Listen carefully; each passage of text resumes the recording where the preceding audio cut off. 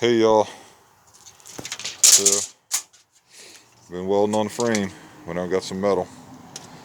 These are 1/8 inch by 3 inch, and this is angle iron that I've had, and then that's strap, so that's 1/8 inch by 1 1/4, and it leaves the seam up the middle.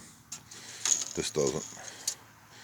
So strengthen the outriggers.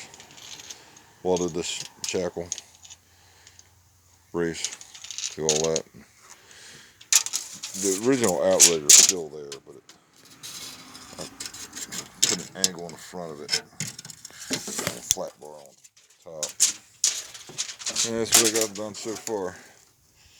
It looks strong to me. As far as the welder, this is one of those, 98 Harbor Freight Flux MIGs. And it came with 35, I guess it's millimeter, or thousandths wire. And when it ran out, I bought 30. That's all I had. And I like it better. And then also what I did, I had this thing cranked up high and speed 10. And I think I bumped it by accident down to 8. And it was welding better, and I cranked it to 5, and it's welding better. So I got it to 3.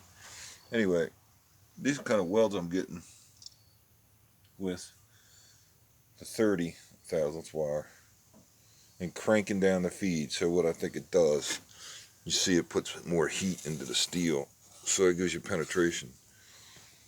So, I got these big bulbous things here because I've been building it up, but I'll grind them down. And this ledge here, this is an angle. That's going to go on the other side, so I'll do that tomorrow, hopefully. Alright, more later.